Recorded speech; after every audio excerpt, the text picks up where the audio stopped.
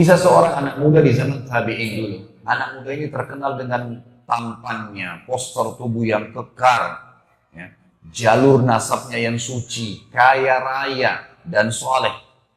Semua perempuan di wilayah Irak memuji-muji dia, diidolakan sudah. Yang perempuan yang soleha berharap jadi istrinya.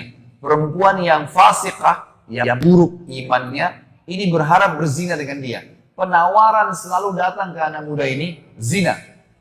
Zina gratis plus minta apa saja dikasih.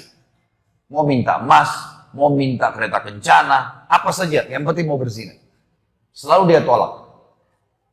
Ringkas cerita, anak muda ini umurnya 20 tahun. Ada satu istri pejabat pemerintahan pada saat itu, terkenal juga dengan kecantikannya, dengan postur tubuh yang tinggi, yang semampai, yang segala macam hal kelebihan. Punya kelebihan, jalur nasabnya terkenal, nikah sama seorang pejabat. Dia bilang sama teman-temannya, perempuan fasik ini bilang, saya akan taklukkan anak muda itu. Dia pasti berzina dengan saya. Kata teman-temannya, kalau kau bisa hebat, coba buktikan. Dia bilang, baiklah. Dia bilang sama dayang-dayangnya di rumah, ada 4 orang dayang-dayang pembantunya. Dia bilang, kalian tahu gak si Fulan? Kata si perempuan ini, kalian tahu gak si Fulan? Laki-laki ini dimaksud. Dayang-dayang bilang, iya, itu kami idolakan. Kalian mau berzina gak sama dia? Maka spontan dayang-dayang ini orang fasikah semua ini. Oh tentu saja.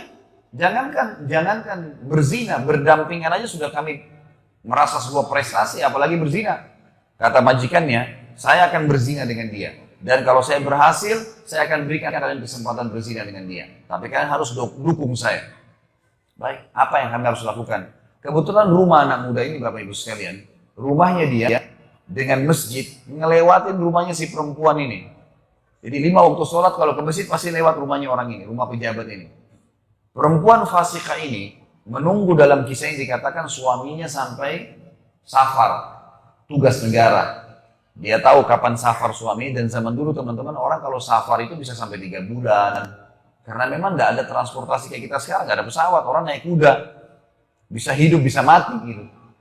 Safarlah si pejabat ini keluar Irak pada saat itu bertugas negara. Ringkas cerita si perempuan ini mulai menjalankan tipu syaitannya. Dia bilang sama dayang-dayangnya, suami saya sudah safar semalam, sebentar kalau anak muda ini lewat, waktu itu kebetulan duhur, siang hari. Kalau perempuan laki-laki ini lewat, tahan dia.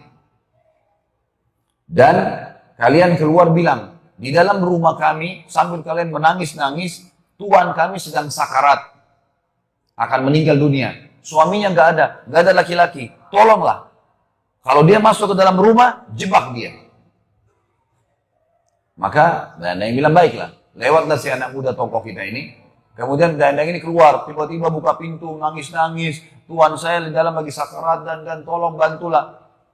Nah, lampu laki-laki ini mungkin seperti orang di antara kita juga kalau tahu seperti ini, lillahi ta'ala dia masuk ingin membantu.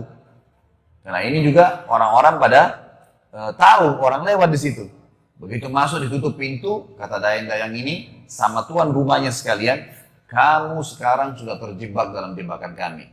Kamu harus berzina dengan kami. Kalau tidak, kami semua berlima akan teriak ke orang-orang kalau kau datang untuk menzinai kami. Kau akan memerkosa kami.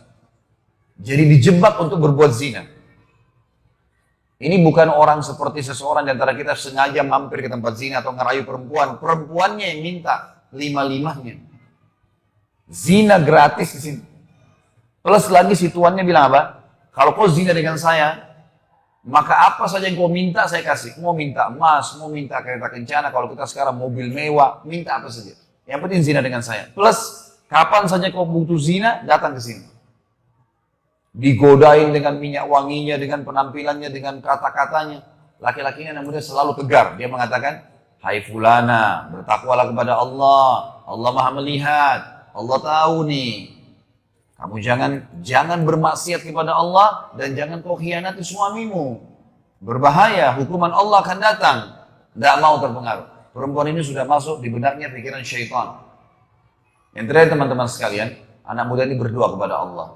Lihat di sini yang saksi bahasan bagaimana seseorang menjaga hubungan sama pencipta Allah. Dia mengatakan, ya Allah, sesungguhnya aku selalu menjaga kesucian kemaluanku. agar aku tidak berzina, tidak melanggar hukum-Mu ya Allah. Dan Engkau menjadikan zina sebagai dosa besar.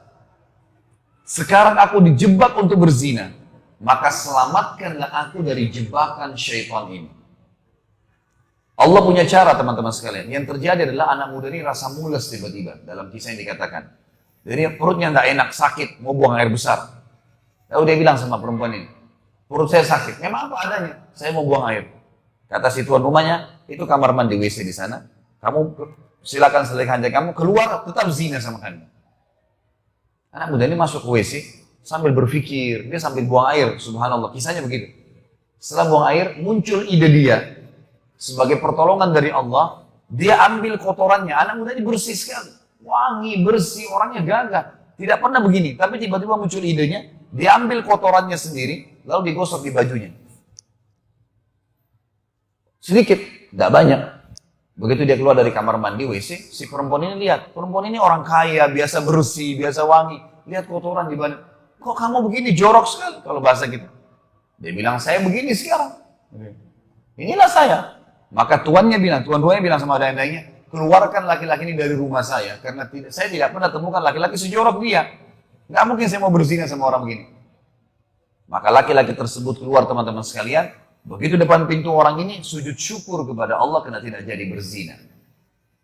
Bayangkan bagaimana seseorang kalau tahu Tuhannya, bisa, kalau tadi Nabi SAW dalam kondisi sakit, musibah sedang datang, bisa sabar. Dan pada saat itu puncaknya Allah akan datangkan pertolongan.